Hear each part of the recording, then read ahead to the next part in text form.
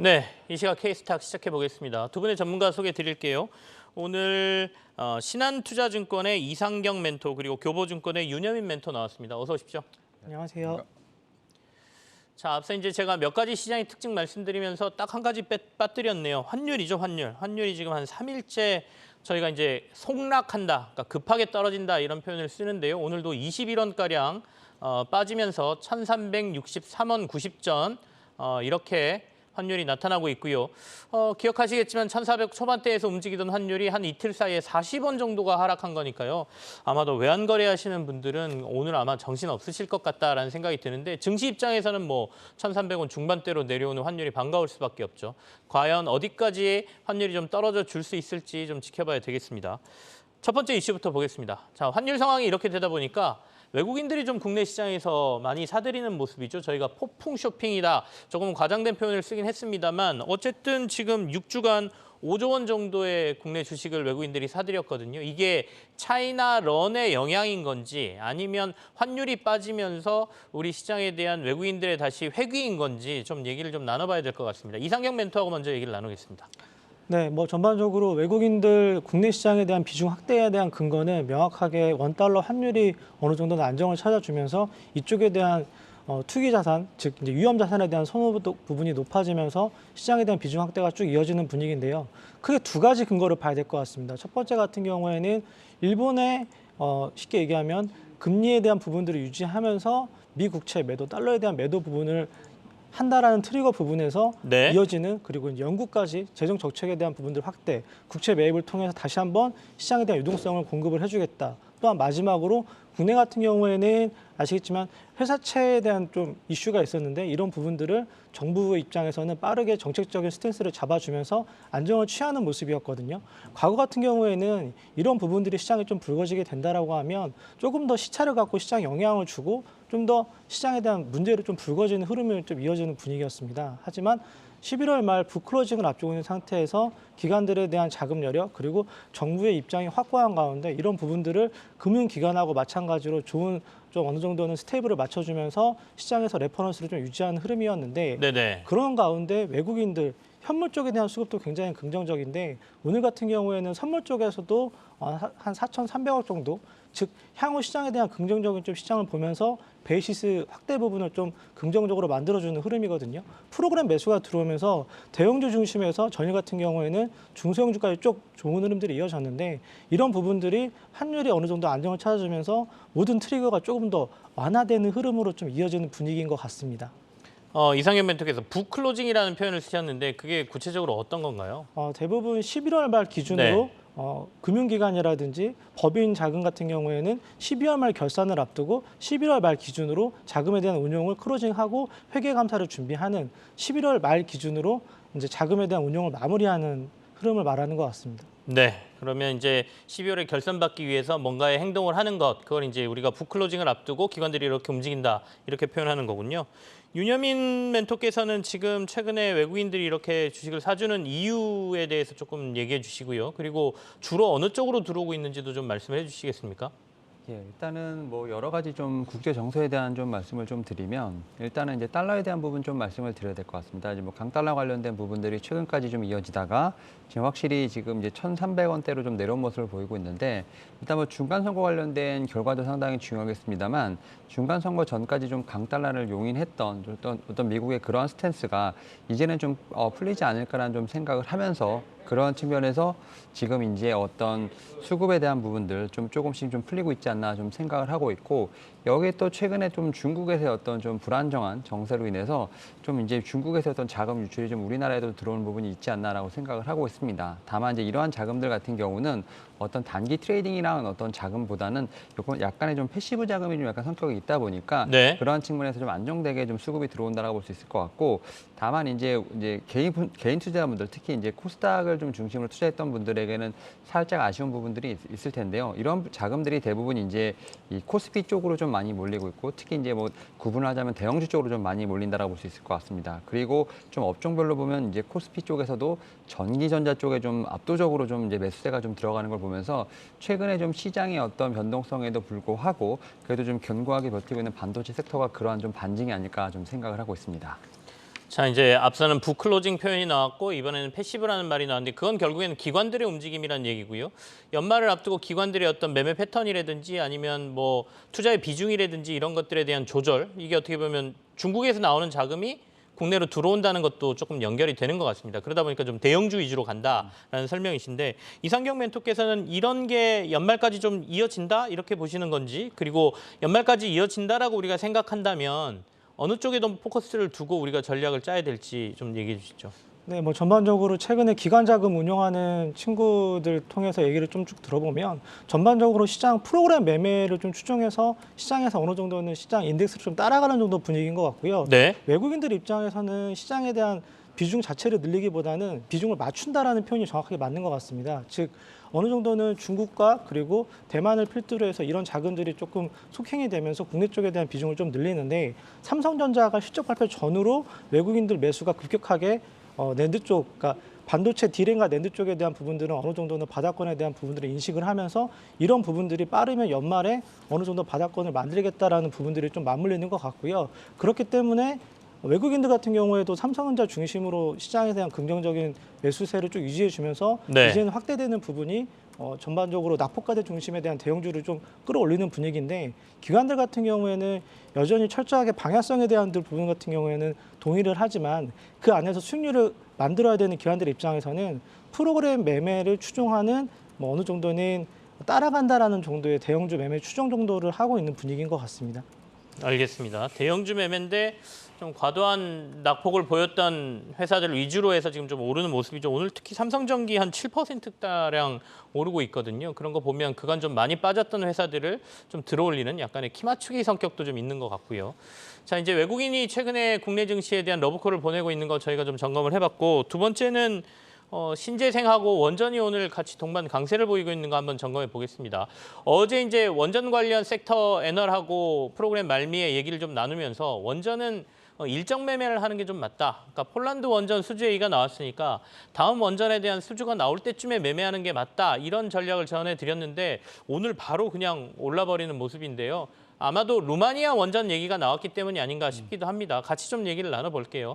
먼저 윤여민 멘토부터 얘기하겠습니다. 원전주 제가 먼저 꺼냈으니까 원전부터 한번 살펴볼까요? 예, 일단은 뭐 원전주는 제가 뭐 계속 말씀을 드렸었고 특히 이제 뭐 이 정부의 좀 아이덴티티라는 섹터로서 저는 좀 말씀을 드렸었는데 일단 원전 같은 경우는 여러 가지 좀 수주에 대한 좀 기대감이 있다라고 볼 수 있을 것 같습니다. 지금 이제 앵커님께서 말씀하셨던 뭐 폴란드도 있고 지금 이제 뉴스에 나온 뭐 루마니아도 있다라고 볼 수 있을 것 같고 특히 이제 뭐 네옴시티 관련돼서 좀 많은 좀 섹터들이 움직이고 있습니다만 사우디 관련돼서 지금 이제 뭐 원전의 세일즈를 좀 하겠다라고 이제 우리나라 정부가 뭐 여름부터 계속 강조를 했기 때문에 이러한 측면에서 원전에 대한 수주의 기대감은 좀 충분히 있지 않나라고 생각을 하고 있습니다. 그리고 일단은 뭐 정책주로서의 어떤 뭐 폭발적인 어떤 그런 부분도 있는 부분이 있기 때문에 저는 이제 그러한 측면에서 뭐 어떤 단기 트레이딩도 어떻게 보면 하나의 좀 방향성이 맞다라고 볼 수 있겠지만 그래도 좀 이 정부 내내 좀 어떻게 보면 좀 끌고 가는 어떤 그러한 전략도 좀 필요하지 않을까 좀 생각을 하고 있고 이러한 좀 수주와는 별개로 특히 이제 SMR 관련된 쪽에서는 어쨌든 계속해서 뭐 기술 개발이라든지 여러 가지 좀 움직임이 있다라고 볼 수 있을 것 같습니다. 네. 특히 이제 미국을 중심으로 일어나다 보니까 이러한 측면에서 뭐 수주와는 별개로 어떤 기술력에 대한 부분들이 좀 입증이 되는 회사들에 대한 부분도 좀 관심이 필요하지 않을까 좀 생각을 하면서 저는 뭐 대장주로서 항상 뭐 두산 에너빌리티의 말씀을 드렸으니까 이 두산 에너빌리티의 움직임에 따라서 관련된 뭐 중소형주 흐름도 같이 좀 체크해 보는 게 어떨까라고 생각을 하고 있습니다. 윤여민 멘토께서는 원전주 매매할 거면 그냥 대장주 하자 항상 이렇게 말씀하시죠. 두산 에너빌리티가 이제 원전주 중에 대장주다 이렇게 얘기를 하고 계십니다. 자, 원전주 점검했으니까요. 오늘 그 태양광하고 풍력도 괜찮거든요. 네. 이상경 멘토께서는 좀 그거 봐주시죠. 네, 뭐 계속적으로 미국 중간 선거 이슈에 따라서 주가에 대한 방향성이라든지 움직임이 신재생 쪽에서 좀 움직임이 크게 나오는 상황인데 이전에 민주당 쪽에서 승리를 가져간다. 그리고 이제 선거가 이제 개표가 진행되는 가운데 공화당이 굉장히 좀 유리한 위치에 있다. 즉 이런 가운데 신재생에 대한 부분들 공화당이 된다라고 하면 전통적으로 기존의 에너지 석유라든지 셀가스 중심으로 대한 시장에 대한 성장성을 볼 것이고 현재 민주당이 추구하고 있는 태양광과 풍력 이런 부분들 같은 경우에 좀 약화될 수 있다는 게 시장에 대한 평가이고 종목들의 움직임인데 이런 부분들이 바이든 대통령이 있고 만약에 상원을 공화당이 가져간다고 하더라도 앞으로 시장에 대한 평가 같은 경우에는 방향성에 대한 부분들은 속도에 대한 부분들은 조절이 될 수 있지만 바뀔 것 같지 않다라는 게 시장의 공통적인 의견이거든요. 네. 그래서 공화당이 만약에 된다고 하더라도 아마 상원 쪽에서 충분한 협의를 통해서 이러한 부분들 같은 경우에는 계속적으로 신재생에 대한 부분들은 좀 방향성을 갖고 가져갈 것 같고요. 만약에 오늘 뭐 주가가 좀 등락폭이 있고 변동성이 크지만 향후에 조정이 나온다라고 하면 이런 부분들 같은 경우에는 오히려 매수기의 관점으로 좀 봐야 될 것 같고, 다만 민주당이라든지 공화당에 대한 부분들 같은 경우로 주가가 어느 정도 쭉 올라온 흐름이 있기 때문에 여기서 추가적으로 이런 부분들을 좀 비중 확대라든지 매매에 대한 부분을 참여하는 거는 조금 좀 지켜보는 가운데 결과를 보고 시장에 대한 변동성이 생겼을 때 오히려 그런 부분들을 좀 좋은 매수기의 관점으로 좀 봐야 되지 않냐라고 생각을 하고 있습니다. 서두르지 말고 중간 선거 결과 나온 다음에 매매해도 늦지 않는다 이런 의견이시네요. 윤여민 멘토께서는 오늘 태양광과 풍력주의 반등은 어떻게 해석하고 계세요? 사실 이제 최근에 좀 이제 시장에서 보게 된다고 하면 섹터별로 순환매가 좀 상당히 빠르게 좀 일어나지 않나라고 좀 생각이 듭니다. 특히 이제 앞에서 말씀드렸던 반도체 섹터 같은 경우는 좀 어떻게 보면은 좀 완만하게 좀 상승하는 데 비해서 뭐 신재생 관련된 종목이라든지 이와 좀 반대되는 뭐 석유, 화학, 철강 같은 이런 종목들이 계속해서 좀 시속 게임을 하면서 좀 어떻게 보면 좀 매수세가 분산되는 흐름이 좀 나오지 않나라고 좀 생각을 하고 있는데, 일단 뭐 역발상적으로 봤을 때 중간 선거가 어떻게 보면 끝나게 된다고 하면 그 자체가 제가 볼 때는 하나의 좀 악재 해소로 좀 비춰지지 않을까라는 생각을 하고 있고, 특히 뭐 공화당이 이기냐 뭐 민주당이냐 뭐 이런 얘기가 있겠습니다만 어쨌든 증시 자체가 좀 상승할 수 있다는 좀 확률이 있기 때문에 이러한 측면에서 계속해서 좀 선순환이 돌고 있지 않나라고 좀 생각을 하고 있습니다. 뭐 그런 측면에서 지금 이제 말씀하셨던 이제 태양광이라든지 신재생 뭐 이런 풍력 같은 종목들 같은 경우는 오히려 음봉에서 매매를 하고 양봉에서 매도를 하는 어떤 그런 트레이딩 전략도 충분히 유효하지 않을까 좀 생각을 하고 있고, 다만 이제 이 뭐 민주당이 뭐 패배할 경우에 어떤 정책에 관련된 부분들, 인플레이션 감축법 관련돼서 뭐 2차전지도 그렇고 좀 사실 좀 어느 정도 선반영을 좀 하는 부분이 있기 때문에 이러한 측면에서 오히려 지금이 좀 더 매수할 수 있는 기회가 아닐까라는 좀 생각을 하고 있고, 성장성에는 크게 좀 변함이 없지 않나라는 생각을 하면서 제가 볼 때는 오히려 좀 트레이딩 관점으로도 좀 유효한 부분도 있겠습니다만 좀 중장기적으로 보더라도 지금의 어떤 조정 같은 경우는 제가 볼 때 하나의 좀 이벤트가 좀 되지 않을까라는 생각을 하면서 오히려 그냥 충분히 보유하시는 전략이 유효하지 않을까 생각하고 있습니다. 조정받을 때 도리어 들어가는 전략을 생각해 보자. 중장기적으로도 신재생 쪽은 괜찮다라는 의견을 윤여민 멘토께서 주셨습니다. 자, 다음 이슈로 넘어가겠습니다. 세 번째는 카카오 관련주들의 강세가 좀 계속 이어지죠. 특히 카카오뱅크와 카카오페이 강세인데, 카카오페이는 2대 주주인 알리페이하고 같이 중국에서 이제 페이 서비스 시작한다는 것 때문에 주가가 연일 지금 오르고 있고요. 카카오뱅크가 오르는 건 실적 때문인지 어쨌든 두 금융 계열사들이 강세를 보이고 있습니다. 이상경 멘토하고 먼저 체크를 해볼까요? 네, 뭐 전반적으로 애플페이가 이번 달 말에 시범 서비스를 앞두고 있고 이런 부분들이 전반적인 전자결제 시장 확대에 대한 부분들이 기대감이 좀 있는 것 같고요. 알리페이를 중심으로 중국 시장에 대한 확대 부분도 시장에서 좀 긍정적인 평가를 받는 흐름이 있는 것 같습니다. 올해 내내 주가가 약세를 띄었고 3분기 실적을 기점으로 해서 어느 정도는 하반기에 주가 부양책이 좀 나올 가능성이 있다. 즉 자사주 매수라든지 자사주 배당 확대에 대한 부분들을 좀 가져가면서 시장에서는 어느 정도 낙폭에 대한 부분들을 좀 견인해 줄 수 있는 정책적인 드라이버가 나올 수 있다는 기대감이 좀 있는 것 같고요. 네. 워낙 많이 빠져 있는 상태에서 최근에 수급을 보면 외국인 수급 같은 경우에는 전반적으로 공매도에 대한 쇼커버가 가장 강하게 들어오는 대표적인 그룹주인 것 같거든요. 그렇기 때문에 냉정하게 시장에서 평가를 해본다라고 하면 수급적으로는 공매도 쇼커버에 대한 부분들이 반영이 되는 흐름들이 좀 있어서 이게 지속적으로 방향을 틀고 올라가는 흐름에서 이런 부분들을 좀 확인을 해야 되는 구간이 아닌가라고 생각을 하고 있습니다. 네. 윤여민 멘토께서는 카카오뱅크, 카카오페이 앞으로 주가 흐름은 어떻게 보십니까? 일단 급등은 나오고 있는데 이게 추가적으로 더 갈 수 있느냐가 굉장히 중요하지 않습니까? 일단은 말씀하셨던 뭐 카카오를 좀 필두로 해서 카카오페이, 카카오뱅크 지금 한 5에서 6% 이상의 좀 상승세가 나오고 있습니다만 뭐 차트를 보시게 되면 거의 이제 밑에서 올라오는 흐름이기 때문에 아직까지 좀 갈 길이 멀다라고 좀 볼 수 있을 것 같고, 다만 이제 오늘 뭐 보게 된다고 하면 뭐 이제 기술적 반등 혹은 뭐 이제 저가 매수에 대한 부분도 있겠습니다만 좀 추가적인 상승을 보기 위해서는 결국 모멘텀을 봐야 되지 않을까 좀 생각을 하고 있는데, 카카오 같은 경우는 뭐 디지털 광고 관련돼서 좀 시장의 둔화 우려가 좀 지속되고 있다라고 볼 수 있을 것 같고, 카카오페이 같은 경우는 연간 거래 가이던스가 좀 하향 조정되는 부분들, 이에 따라서 향후에 좀 실적에 대한 우려는 여전히 좀 깊다라고 볼 수 있을 것 같습니다. 그리고 뭐 카카오뱅크 같은 경우는 물론 3분기에 좀 시장의 기대치를 웃도는 이익을 냈습니다만 뭐 대출 시장의 전망치 하향이라든지 뭐 플랫폼 수수료 둔화 같은 이런 네. 부분에서 계속 좀 단점이 지적되고 있는 부분이 있기 때문에 좀 추세적인 전환은 좀 쉽지 않을 것이라는 좀 판단이 있고요. 제가 볼 때는 앞에서 말씀드렸던 조금은 밑에서 많이 과대 낙폭된 종목들에 대한 어떤 좀 이제 저가 매수세에 대한 어떤 기술적 반등으로 생각하고 있는 부분이 있기 때문에 확실히 좀 추세를 전환했다고 보기는 살짝 힘들지 않을까 생각하고 있습니다. 방금 전에 이제 카카오뱅크하고 카카오페이 차트들이 이렇게 돌고 있습니다만 카카오뱅크가 한 달 사이에 30% 올랐다는 거잖아요. 그럼 바닥 찍고 이제 30%까지 급등하는 모습인데 이게 추가적으로 갈 수 있느냐의 문제가 이제 주주들 같은 경우에는 고민이 되시겠죠. 어쨌든 카카오 관련주들과 관련돼서 여러 가지 올해 이슈가 튀어나오면서 연말 가기 전에 카카오 그룹주들은 주주 친화 정책이라든지 여러 가지 배당 뭐 이런 것들에 대해서 추가적으로 나올 가능성이 있다는 얘기도 좀 있거든요. 이상경 멘토께서는 그 가능성이 좀 있어 보이십니까? 아마 뭐 수익이 크거나 수익에 대한 부분들이 이제 어느 정도는 쌓여서 배당을 하기는 좀 제한적일 것 같고요. 아마 얘기가 나온다라고 하면은 주식 배당 가능성은 좀 큰 것 같아요. 그러니까 이런 부분들 같은 경우에는 좀 연말에 좀 결정이 된 부분들이 내년 1, 2월 달에 어느 정도 반영이 되는 흐름이거든요. 그렇기 때문에 이 정도 부분에서는 시장에 대한 좀 자사주 네. 소각이라든지 이런 부분들을 좀 기대해 볼 수 있다라고 지금 평가가 되고 있고 대부분의 지지난주 같은 경우에는 임원들이 주식을 뭐 대거 바닥에서 사주면서 이 정도 밸류면은 충분히 시장에서 어느 정도는 저평가 국면이다라고 좀 평가하는 부분이 있기 때문에 좀 연말까지는 어느 정도 심리적으로는 좀 안정적으로 좀 부분들이 반영이 되는 분위기인 것 같습니다.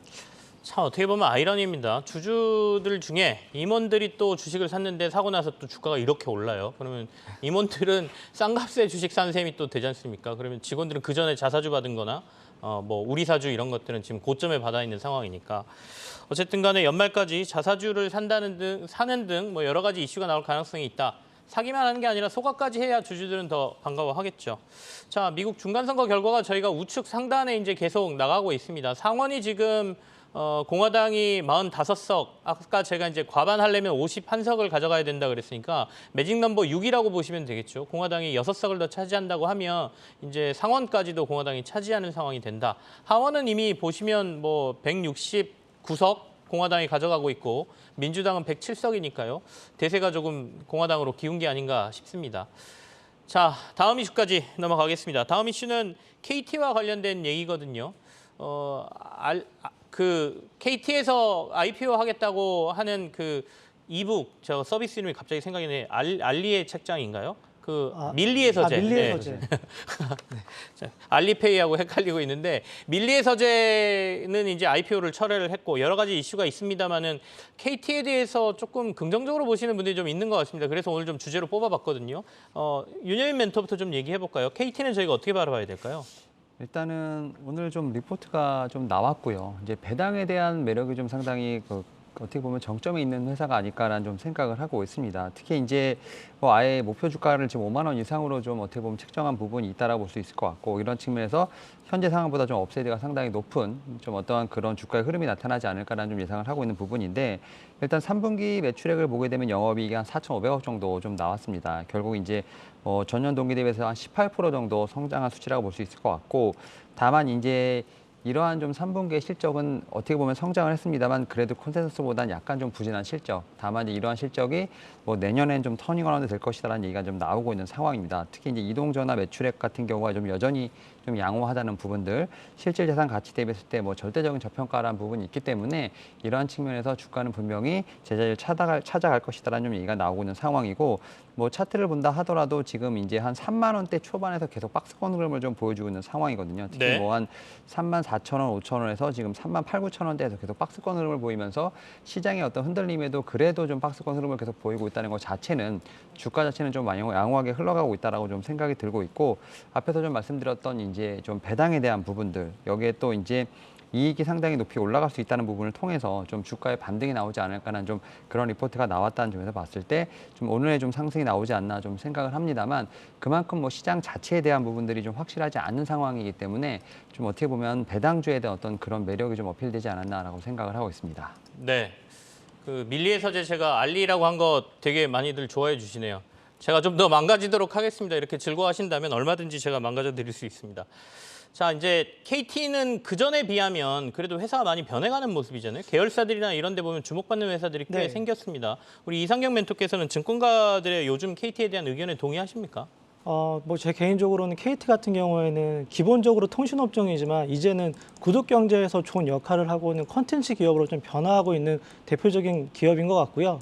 가까운 쪽에서는 저희가 예전에 쓰던 그 통신 부스 있잖아요. 전화를 할 때 거기서 지금 전기차 충전 배터리를 충전을 하고 교환을 하는 부분들이 있고 계열사로는 BC카드도 있고 그리고 K뱅크도 가지고 있거든요. 그래서 수직 계열화를 통해서 기존의 통신업종에 좀 탈피하는 부분들이 있고 2년 전에 새로운 CEO가 들어오면서 가장 먼저 한 게 주가를 관리하는 경영 그룹을 따로 만들었던 흐름이거든요. 그래서 네네. 주주와 조금 더 친한 소통을 하겠다라고 했던 부분들이 결과론적으로는 2년 내에 주가가 통신업종 중에서 가장 크게 올라온 흐름들이 있는 것 같고요.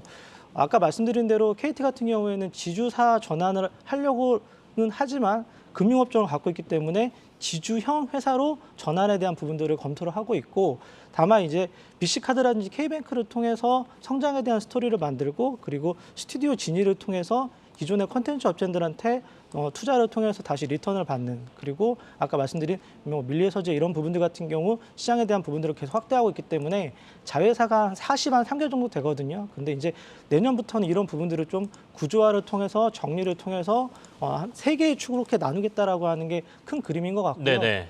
회사가 변화하는 과정을 투자를 통해서 어느 정도는 배당에 대한 부분들을 안정적으로 가져가는 가운데 스토리를 만들어 간다라고 하면 SK 같은 경우에는 SK 스퀘어를 통해서 시장에 대한 방향성을 11번가랑 그리고 이제 우주라고 하는 브랜드를 통해서 스토리를 만들고 있고 KT 같은 경우에는 안정적인 투자를 통해서 이제 결과를 뽑아내는 오히려 늦었지만 되게 빠르게 가는 통신 대표적인 업종인 것 같거든요. 그래서 제 개인적으로는 KT 굉장히 좀 긍정적으로 보고 있습니다. KT에 대한 긍정적인 의견을 주셨습니다. 자, KT도 이제 관련된 회사 아까 40개 넘는 계열사들이 있다라고 말씀하셨는데 알짜 회사들이 있습니다. 상장도 이제 이루어질 테고 그 상장을 통한 여러 가지 지주회사 모양이라든지 세계로 분리한다든지 여러 가지가 나오겠죠. 이제 카카오하고 저는 비슷하다고 봐요. 왜냐하면 통신이라는 하나의 서비스, 거대한 서비스를 가지고 여러 가지 밑에 계열사들 보유하는 것 아니겠습니까? 이때 이제 주주들에 대한 배려가 어떻게 되느냐에 따라서 지금 카카오 모습으로 가느냐 아니면 더 멋진 KT로 가느냐가 결정되지 않을까 싶습니다. KT에 대한 증권가 호평까지 저희가 살폈고요. 마지막 이슈로 저희가 아까 말씀드린 가상자산 이슈 가져왔습니다. 이제 가상자산의 변동폭이 지금 너무 큽니다. 또 시장이 좀 불안해지는 모습인데 윤여민 멘토하고 먼저 얘기를 좀 나눠보겠습니다. 예, 일단은 사실은 이제 어제 오후부터 좀 관련된 이제 가상자산이 좀 상당히 좀 변동성이 강하게 나오는 모습이 좀 나오고 있는데 특히 이제 FTX의 지금 이제 좀 리포트가 지난주에 좀 공개가 되면서 사실 이와 관련돼서 지금 출금이 상당히 많이 일어나고 있다고 보이고 있습니다. 특히 이제 스테이블 코인만 지금 우리나라 돈으로 한 6,200억 정도가 지금 출금이 된 것으로 좀 알려져 있는 상황인데 이 리포트를 보게 된다고 하면 아무래도 이제 자금 집행 내용에 문제가 있다라는 좀 얘기가 나오고 있는 상황이요. 이런 측면에서 봤을 때 바이낸스 지금 뭐 CEO도 이제 자신의 트위터를 통해서 좀 아무래도 지금 FTX 지금 지분을 좀 모두 청산하겠다고 얘기가 나오고 있는 상황이기 때문에 네. 관련된 지금 뭐 코인 같은 경우 상당히 뭐 강하게 좀 변동성이 나오고 있지 않나라고 생각을 하고 있고 다만 이제 주식적으로 봤을 때 좀 어떤 비트코인 특히 이제 뭐 가상자산과 연결되어 있는 종목들 같은 경우는 사실 크게 좀 변동성은 없다라고 좀 볼 수 있을 것 같습니다. 이미 어떻게 보면 주가에 대한 부분들 어떻게 보면 좀 성장주와 마찬가지로 결을 많이 좀 가까이 가다 보니까 이러한 측면에서 많이 좀 주가가 많이 빠졌었고 이러한 측면에서 오히려 기술적 반등이 약간 쉬는 흐름이 나오고 있기 때문에 지금 상황에서 보게 된다면 주가적인 측면에서 봤을 때는 뭐 크게 변동성은 없다라고 볼 수 있을 것 같습니다. 다만 이제 이렇게 좀 계속 이슈가 좀 불거지게 된다고 하면 추가적인 하락도 분명히 있다라고 좀 생각이 들고 있기 때문에 특히 이제 주식 중에서 좀 약간 가상자산과 연결돼 있는 좀 종목들 같은 경우 분명히 리스크 관리가 필요하지 않을까라는 좀 생각을 하고 있습니다. 워낙 우후죽순으로 많이 생겨났던 거래소들이고 하다 보니까 시장이 안 좋아지면서 이게 좀 정리가 된다 이렇게 봐도 될 것 같기도 하고요. 이상경 멘토께서는 이 이슈는 어떻게 해석하고 계세요? 뭐 지지난주에 유매들을 말씀드리면서 네네. 가장 중요한 부분이 신뢰이고 이런 신뢰를 만들어가는 과정이 가상화폐 시장에서는 진행이 되는 흐름인 것 같다라고 말씀을 드렸는데 아마 FTX 토큰이 전일에 78% 하락을 하면서 FTX 거래소에 대한 부분, 이제 소위 말해서 신뢰에 대한 부분들을 좀 의심을 받고 있는 가운데 전일 새벽에 바이낸스 쪽에서 FTX 인수에 대한 부분들을 검토한다라고 해서 단기적으로는 조금 지켜보는 가운데 시장에 대한 하락에 대한 부분들 계속 좀 이끌어가는 부분인데 네. 아마 정리가 필요할 것 같습니다. 그래서 뭐 저희도 4대 금융회사가 은행이 남기 전에는 뭐 많게는 26개 정도의 은행이 있었잖아요. 이런 부분들이 정리가 되면서 시장에서 어느 정도는 신뢰를 쭉 가져가는 모습인데 가상화폐는 이렇게 긴 흐름으로 가는 과정에서 이제 초입인 것 같고요. 아마 대표적으로 봤던 저희가 이제 비트코인 같은 경우에서도 상대적으로 약 한 7, 8년 동안 이런 부분들 평가를 받고 이제 최근에 주가에 대한 부분들을 좀 이끌어가는 모습이었는데 아마 거래소에 대한 부분들 같은 경우에 가장 먼저 생각해야 될 부분 같은 경우에는 이제 쉽게 얘기해서 입출금이 원활하고 자유로우냐 네. 이런 트리거를 좀 만들었던 부분들이 전일 급락을 좀 이끌었던 가장 큰 문제였던 것 같습니다. 알겠습니다. 자, 위험자산이라는 공통점을 갖고 있다라고 만약에 가상자산하고 저희가 주식을 놓고 본다라면 지금 약간 위험자산 선호 현상이 조금 나타나고 있지 않습니까? 그러니까 주식시장 오르는 거고요. 근데 이제 가상자산이 저렇게 흔들리면 어차피 가야 될 위험자산이라면 가상자산으로 안 가고 주식시장으로 들어온 효과도 있지 않을까 하는 생각을 해보는데 아무튼 그래도 관련주들이 있기 때문에 가상자산 쪽 변동성도 저희가 좀 체크를 해야 될 것 같습니다. 자, 이슈 점검 여기서 마무리를 하고요. 두 분과 함께 관심주 한번 확인해 보겠습니다.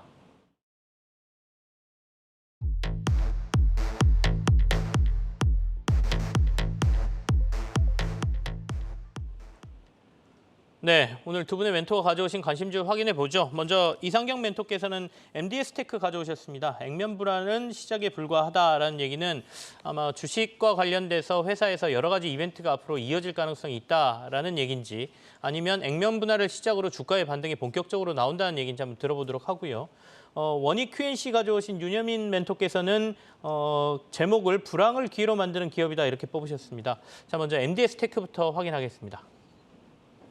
네, 이상경 멘토부터 하시죠. 네, 전반적으로 제가 3주 전에 처음 기업을 소개시켜 드릴 때 주가가 지수가 좀 어느 정도는 조정을 보이거나 하락을 할 때 오히려 이 거래 정지 기간이 좋은 투자에 대한 시점을 잡아갈 수 있는 포인트일 것 같다라고 말씀을 드렸는데 3주 정도 거래 정지 기간 동안에 주가는 어느 정도 빠졌고 이제 재상장해서 거래가 되고 있는 흐름인데요. 액면 분할의 가장 큰 효과는 시장에서 많은 주주들이 참여할 수 있는 유동성을 좀 공급해 준다라고 하는 부분들이 있는 것 같습니다. 과거에 한컴의 NDS 테크일 때는 한컴의 자회사를 통해서 어느 정도는 소프트웨어에 대한 부분들을 만들어가고 IoT의 중심이 되고 이제 얘기가 되고 있는 자율주행에 대한 부분들을 제공하는 이런 소프트웨어 중심의 회사인데 이제 ARM이라고 하는 삼성전자를 통해서 지난 9월 달에 기사를 본다라고 하면 이쪽과 협업을 하는 부분들도 강조가 되고 있거든요. 그리고 네. 과거 같은 경우에는 단순하게 한컴의 자회사를 통해서 제한적인 성장을 이뤘다라고 하면 이제는 과거 MS, 그러니까 마이크로소프트라든지 가까운 현대오토에버 그리고 많게는 삼성전자랑 어느 정도는 업무 제휴를 통해서 계속적으로 지속적인 확대에 대한 부분들을 좀 가져가는 흐름인 것 같습니다. 그래서 한컴 NDS에서 한컴을 떼고 난 이후에 주가가 새로 리레이팅 되는 구간에 있는 것 같고요. 아마 이런 부분들이 시장에서 재평가를 받는 초입이 아닌가라고 생각을 해서 말씀드리도록 하겠습니다. 액면 분할을 했다라는 거는 어떻게 보면 거래량을 좀 늘리고 싶다라는 얘기일 텐데 액면 분할 끝나고 난 다음에 거래량이 크게 늘지는 않았습니다. 앞으로 그런 면에 있어서는 조금 회사의 변화가 좀 있을까요? 아마 2분기를 기점으로 인수한 이후에 실적에 대한 부분들을 3분기에 다 반영을 하고 네네. 아마 4분기부터는 다시 한번 영업이익 같은 경우에는 1,300억, 매출액억 1,380억에 영업이익 40억 내외 정도를 연내에 만들어가는 흐름이기 때문에 어느 정도 악재를 털는 구간이 아마 이번 3분기 실적 발표가 아닌가라고 생각을 해서 다음 주 실적 발표 전후에 주가가 한번 리레이팅 되는 구간이 나올 것 같습니다. 알겠습니다. 1차 목표가 8,500원 제시하셨고요. 손절가는 5,000원으로 제시하고 계십니다. 참고하시기 바라고요. 윤여민 멘토께서 가져오신 원익 QNC 얘기 듣겠습니다. 예, 일단은 좀 일단 실적에 대한 부분을 좀 먼저 말씀을 드려야 될 것 같은데 일단은 뭐 매출액 같은 경우 한 2천억 정도, 그다음에 영업이익 한 360억 정도 좀 예상이 되고 있고 특히 뭐 영업이익 같은 경우는 전년 동기 대비해서 약 35% 이상 상승할 것으로 보이고 있는데 일단 뭐 반도체 섹터 중에서도 그래도 실적이 좀 선방하는 좀 종목 중에 하나가 아닐까 좀 생각을 하고 있습니다. 특히 이제 뭐 쿼츠라든지 세정 부분 관련돼서는 여전히 좀 실적의 성장을 좀 당길 수 있는 어떤 그런 좀 모멘텀이 좀 살아있다 볼 수 있을 것 같고 특히 자회사 모멘티브가 좀 상당히 좀 실적이 좋은 상황입니다. 여기 좀 전체적으로 영업이익률이 한 18% 이상 좀 나오는 상황이기 때문에 상당히 장사를 잘한다라고 볼 수 있을 것 같고 특히 이제 앞에서 좀 위기를 좀 기회로 만든다고 좀 말씀을 드렸던 것이 이 회사 같은 경우도 지금 여전히 뭐 증설 계획에 대한 부분들 차질 없이 진행이 되고 있다라고 볼 수 있을 것 같습니다. 결국 네. 이제 지금 상황에서도 설비 투자를 하고 R&D를 투자를 하는 모습을 보면서 결국 향후에 좀 시장이 좋아졌을 때 어떤 시장의 경쟁력을 확대하기 위한 그런 하나의 전략이 아닐까 좀 생각을 하고 있고 올해 같은 경우 비메모리 관련된 매출 같은 경우 15% 정도 됐었습니다만 아무래도 증설이 완료된 이후에 내년부터는 비메모리 관련된 매출이 좀 증가할 것으로 보이면서 결국 이제 매출에 대한 다변화 분명히 성장 스토리가 좀 시작되지 않을까 좀 생각을 하고 있습니다. 뭐 기본적으로 쿼츠라든지 뭐 세라믹 쪽에 관련된 제품은 상당히 잘 팔리고 있는 부분이 있기 때문에 이와 관련돼서도 제가 볼 때는 지금 상황에선 충분히 주가는 좀 많은 조정을 네. 받았고 이에 따라서 업사이드가 충분히 있지 않을까라는 좀 생각을 하고 있습니다. 원익 QNC는 지금 26,000원, 5,000원 이 선을 뚫어야 이제 조금 더 올라갈 수 있는 상황인 것 같은데요. 목표가는 3만 원, 손절가는 2만 원까지 제시하고 계시죠. 그러면 지금 말씀드린 아까 저 막혀 있는 구간은 단기간에 좀 뚫을 가능성이 있다 이렇게 보세요. 어느 정도 저희가 기간 보고 생각할까요? 일단은 지금 저는 반도체 섹터 관련돼서는 네. 좀 상승에 대한 것보다는 좀 말씀하셨던 기관이 좀 더 중요하지 않을까 좀 생각을 하고 있고 일단은 뭐 한 3개월 정도를 좀 생각을 해보면서 좀 대응하시는 걸 좀 말씀을 드릴 수 있을 것 같습니다. 3개월 내에 목표가 3만 원을 윤여민 멘토께서 제시를 하셨습니다. 자, 두 분과 관심주 여기까지 확인했고요. 두 분간 여기서 마무리 짓도록 하겠습니다. 오늘 나와주셔서 고맙습니다. 감사합니다. 감사합니다.